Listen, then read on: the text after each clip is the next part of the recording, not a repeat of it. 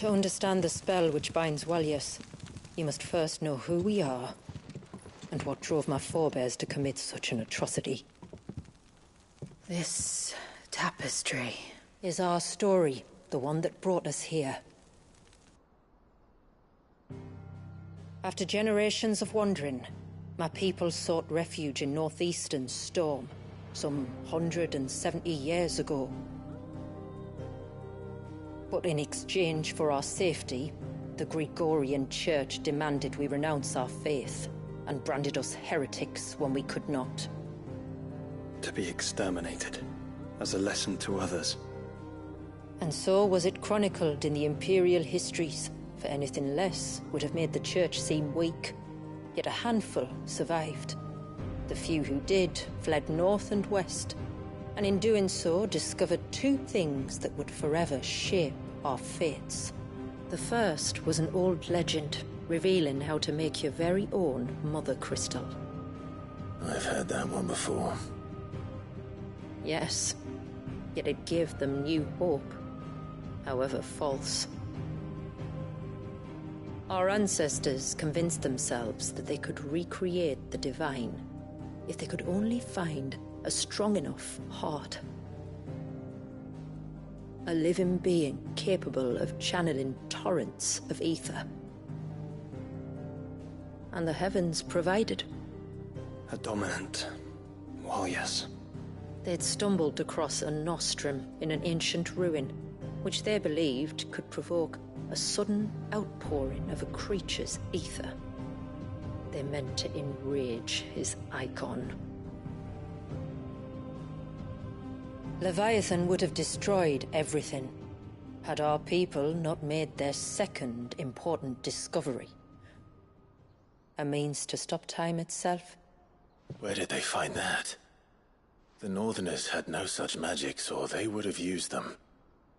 When our ancestors first arrived, the land was uninhabited, save for an old witch who lived on the highest peak. Her body had been consumed by the curse, a cruel payment for her long years of service to the Northern Thanes. So desperate were they to prevent the fall of Drake's Eye, they'd forced her to devise a spell to stop time. But Drake's Eye did fall. It did. When she finally perfected the necessary magics, it was already too late.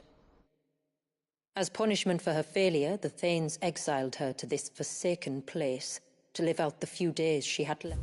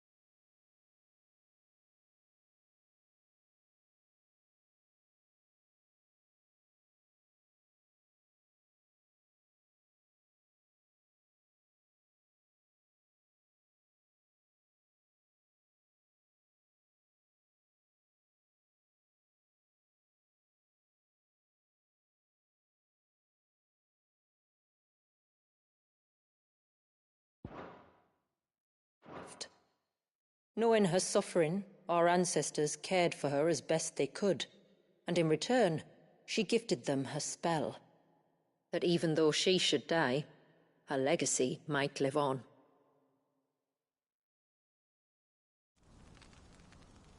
So armed with both the knowledge of the ancients and the secrets of time, our ancestors settled upon an ambitious plan.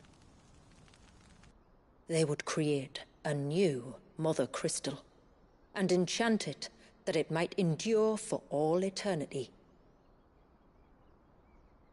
Thus would our people's wandering, our suffering, finally end, and prosperity visit us once more. And all it would require was the sacrifice of a single child. A small price to pay, or so they believed. Another victim of man's blind reliance on the Mother Crystals. So we know the seal source. How do we break it and restore the flow of time?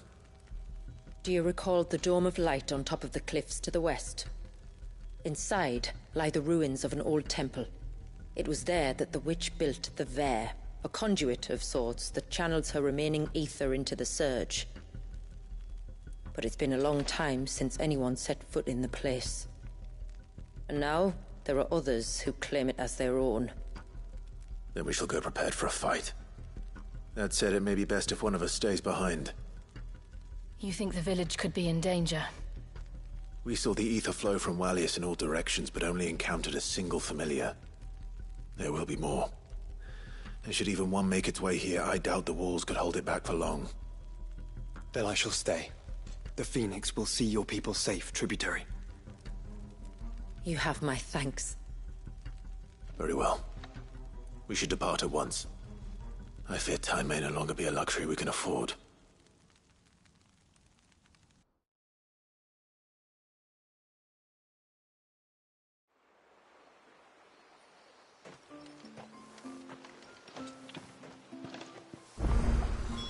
The Vare is not easy to find. We must first head north, and then west, deeper into the forest.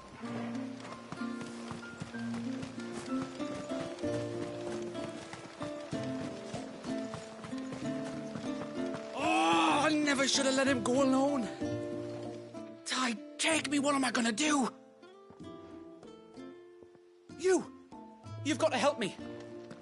Shula said you were a force to be reckoned with, are you? Why do you ask? Hey? Oh, sorry, I should explain. My name's Kitav. I'm worried about a friend of mine. He went into the forest and he hasn't come back. Would you help me find him? I can try. Tell me what I need to know. Of course. You know about the glamour our ancestors cast to keep this place hidden, right? Shula told us about it, yes. Right. So you know the cairns we use to maintain the spell? Well, it's me and my friend's job to maintain them. If it weren't for the likes of us, it would have faded years ago. So your friend went into the forest to visit one of these cairns? Aye, that's right. He said he was going down to Father's Fell. There are 2 cairns out that way, one by the banks of the Swift Run, and another near the Winged Wains, the, ships in the forest. All right. How will I know this friend of yours? His name's Nassef. He's about my height, but clean-shaven. If you could track him down and see that he's come to no harm, I'd be much obliged. I'll search the village, just in case anyone's seen him, and meet you back here. Very well.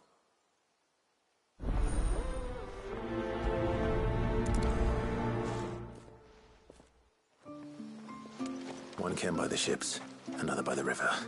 Better get moving.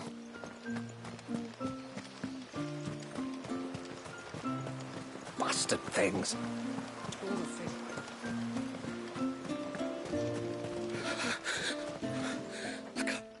Just try to breathe. That's it. Is everything all right?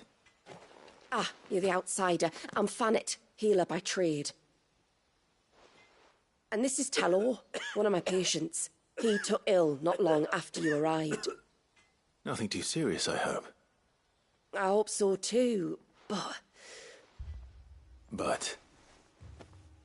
This affliction, it's like nothing I've ever seen before. He complains of feeling chilled to the bone, but there's no fever to go with it. And my most powerful antalgic hasn't done a thing to ease the pain in his chest. I'm starting to wonder if his condition might require a different kind of treatment altogether. Shula said that you were here to help us. You couldn't help me, could you? I'd be happy to. If I can. You can, don't worry. All I need you to do is speak to Talor's son, Pavat, over at the forge, and ask if he knows what his father was up to before he came down sick. Something must have caused this, and I want to find out what. The trouble is, Talor's too weak to speak, and I can't leave his side for long. So while you talk to Pavat, I'll pay his wife word a quick visit, just in case she knows anything. All right.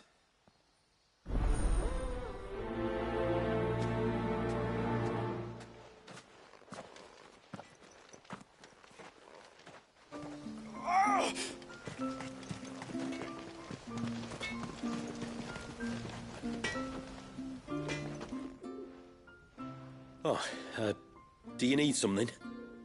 I do, though not from the forge. Fanit asked me to speak with you. She's looking into the cause of your father's illness and wondered if you could shed any light on the matter. I see. Sorry. She shouldn't have dragged you into this. It's no trouble, really. Tell me, did your father do anything out of the ordinary before he fell ill? Not that I know of. But then I hardly see him. He's always out and about, like. Well, at least he was. Suppose he might have been a bit more fidgety than usual, but apart from that... When you say out and about, where does he usually go? Just round the village. Wanders over to Blazia's place most days. He's a fisher who lives on the other side of the fount. They're old friends. Maybe he knows something I don't. Maybe. I'll go and speak with him.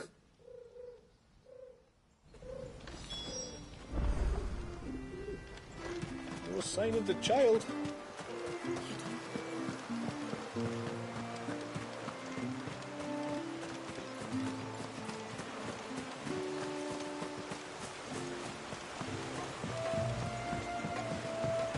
My lord, may I speak with... There is a matter with which I would beg your aid. Of course, what is it? Please, not so loud. Something serious, then? Yes. I think we might have company. I was passing by the low gate when I saw a figure moving among the trees up on the cloak. At first, I thought it must have been you or your brother, so I didn't say anything, but the more I think about it, the more certain I am that the figure looked familiar. And you're sure it wasn't one of the other villagers? Positive. I think it was someone from outside the wall who has found his way inside. Of course, it could just be my imagination playing tricks on me. I only caught a fleeting glimpse, and it might have been you or your brother. But if it is who I think it is, we cannot allow him to leave now that he knows we're here. Would you go and see? He won't try to hurt you, believe me. Given what lurks in the forest, the only one likely to get hurt is him.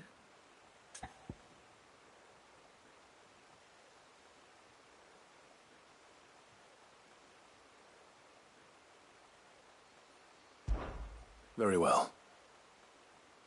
Whether the man you saw is who you believe him to be or not, we need to know. It may yet be someone else entirely. Someone who means your people, or my people, harm.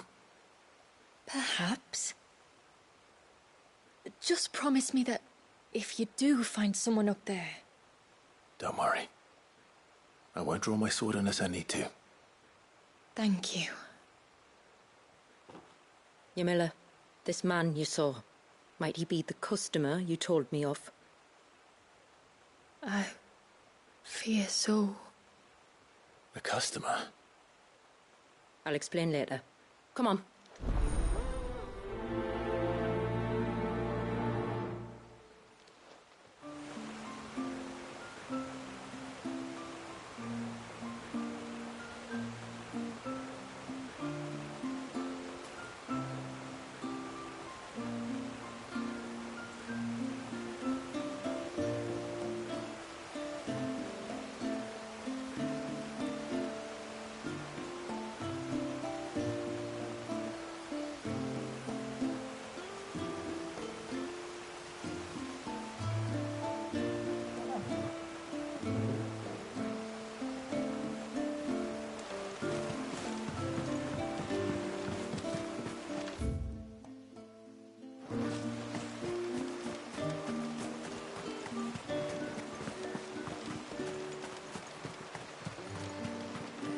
If we pick too many of the flowers, there won't be enough.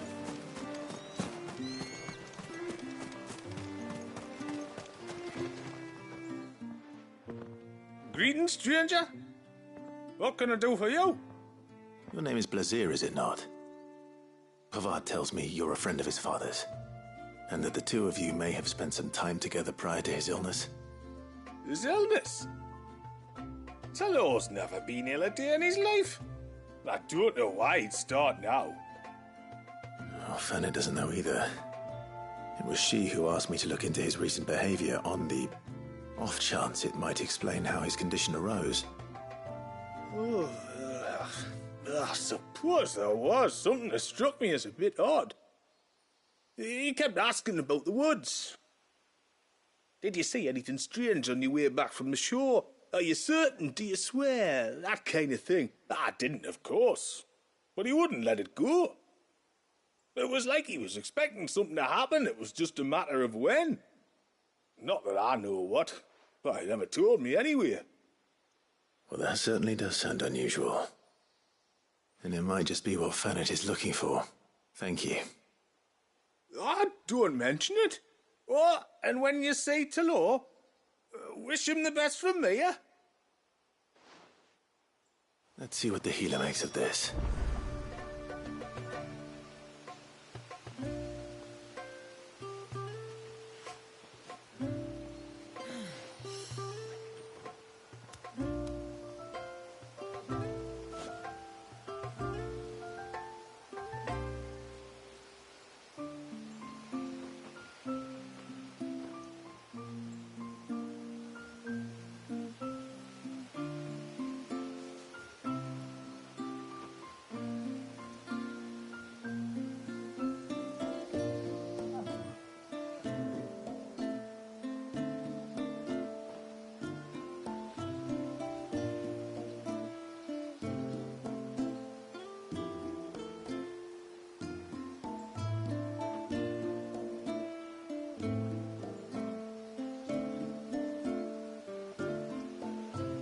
I can hardly believe it.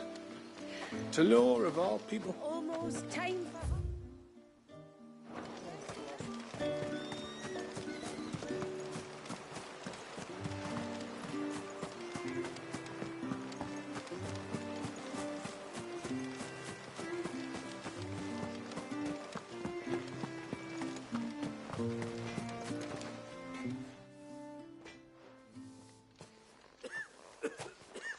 I spoke with Word, but she couldn't tell me anything. Did you have any better luck? Nothing conclusive. But there was one thing. Blazir, the fisherman, told me that Talor had taken a sudden interest in the forest of late.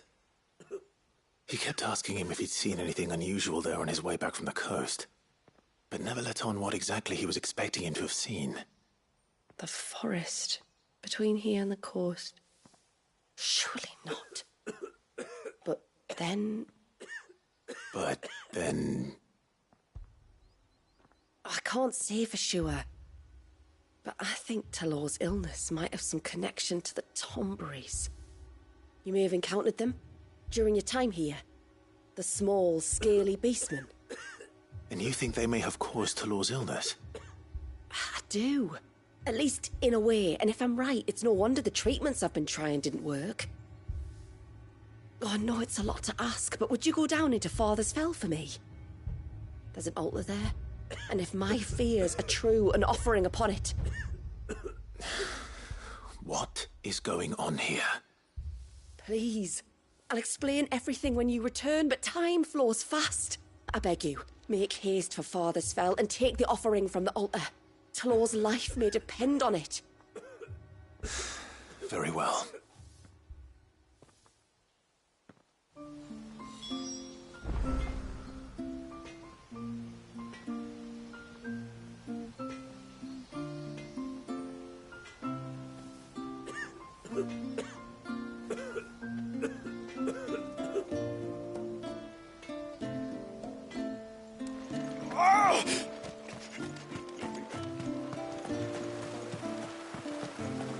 Bastard things.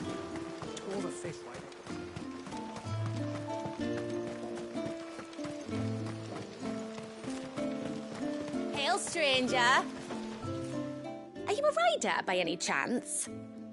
I am. What gave me away? Oh, I can smell it on you. The scent of the stables. And not just any stables. Something tells me you've never been one to ride half-starved birds with chine-gall and wet beak. If I had a guess, I'd say your bird eats only the finest greens and has her feathers groomed twice a day with a curl hairbrush. Nothing but the best for my ambrosia. Ambrosia, eh? Pretty name. What's she like? Well, she's tall and strong. And her feathers are as white as snow. You're joking. You've got a white chocobo. I have, yes. I suppose they are rather rare.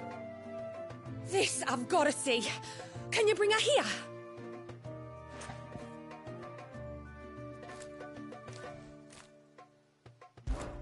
I would if I could, but I doubt Shula's skiff could hold her. Me dad's got a boat. And he's ferried chocobos before. You could get him to bring her. It'd be perfect timing and all. He's preparing for a trip beyond the wall as we speak. I'm sure he'd help you if you asked. You would? Well, I don't suppose it would hurt to have Ambrosia around. All right then. Where could I find your father? He'll be in the storehouse on the other side of the brook. Tell him Manda sent you.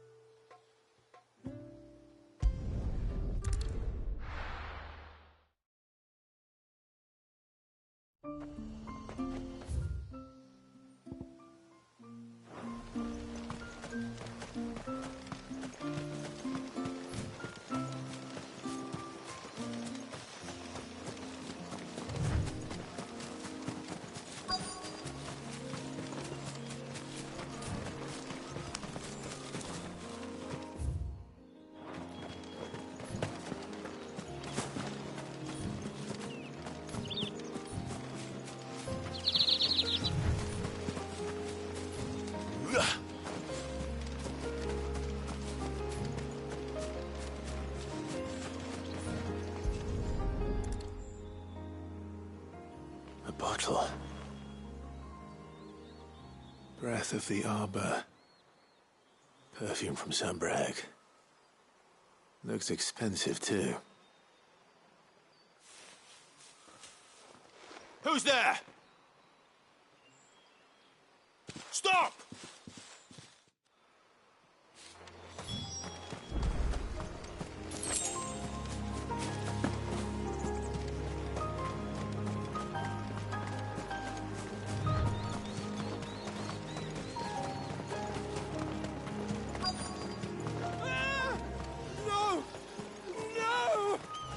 Hang on!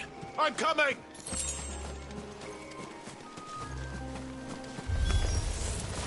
Don't eat me! I'll give you gut rot, I swear! Stand back. I'll handle this.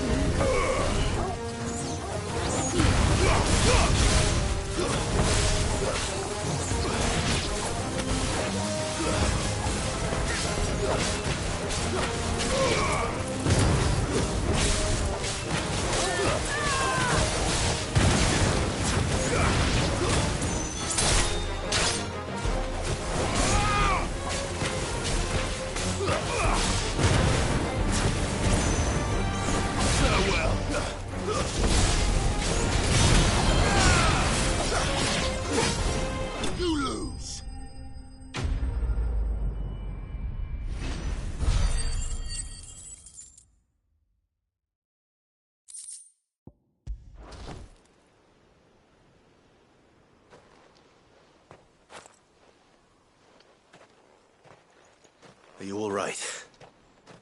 I'm more than all right. I'm saved! Oh, I could kiss you! Maybe you should introduce yourself first. Hervey! I knew it was you. What are you doing here? I came to see you. Oh, my little canary, it's been so long. Thank you for saving him and sparing him. Who is he? Hervey, one of many clients from my employment beyond the wall. One of many clients? We spoke every night of our plans together. Whispered songs of love into each other's ears. And then you upped and vanished without so much as a word. I left you a note, didn't I? I told you I was sorry, but that we could never be together. That I could never abandon my family. And I told you not to look for me. How did you even find this place, anyway? The flame of your love was as a beacon in the night that guided me to you. Hervey.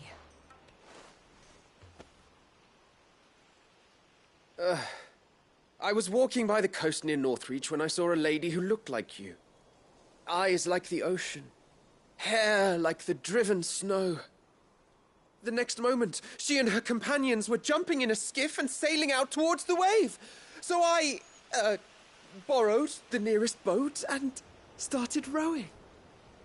It must have been Shula bringing us here. So what? You rowed, founder knows how many leagues across the bay, simply because you saw a woman with white hair. And as I did, the skies changed from a dull and hopeless grey to a bright and benevolent blue. That was when I knew for certain that my little canary was close. Oh, why did you come? You should have forgotten me, as I tried to forget you. I cannot leave my people, Hervey. And now that you know about this place, neither can you. We must return to Haven and accept my family's judgment. I'm to meet your family. Oh, my little canary.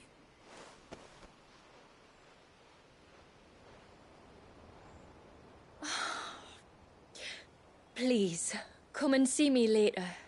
You did as I asked, and you must be rewarded for it. But first, follow me, Hervey. To the end of the world and beyond.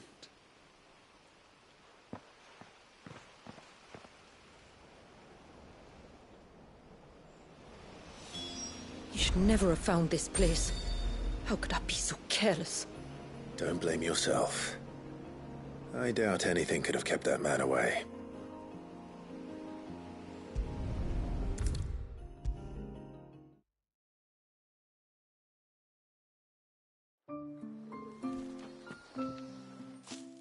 Forgive me.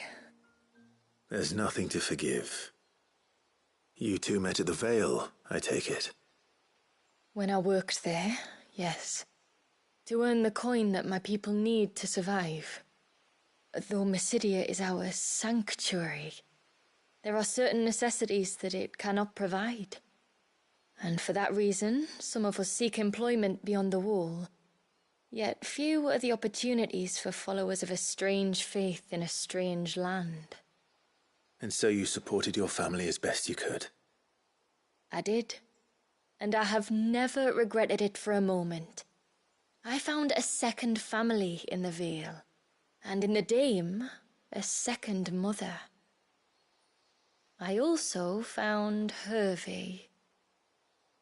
But our love could never be. I knew that if I revealed my secret to him, I would be putting my people in danger. But that if I did not, I would be living a lie, unable to return home. What will happen to him now? Since our people settled in Mysidia, uninvited visitors have been few and far between, but not unknown. Explorers, survivors of shipwrecks, none lasted long. I see. That was before my time, you understand. I've never had to make a decision like this before. Yamila, know that I do not blame you for any of this. It was me who decided to make the trip to shore. Me who exposed our secret. This was my mistake, and I shall bear the responsibility. Thank you, tributary. I only beg you to remember that Hervé means us no ill will. He's just a fool. A fool who loves me. I will take that into consideration. But yours is not the only voice I must listen to. The whole family must be consulted, and it may take time for me to arrive at my decision. I hope you understand. Of course, tributary. However long it takes. Come what may, I thank you, my lord, for bringing us back together.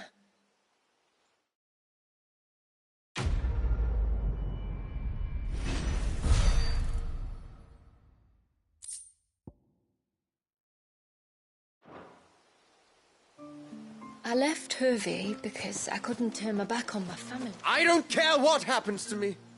Now I've found my little canary. I'm not going.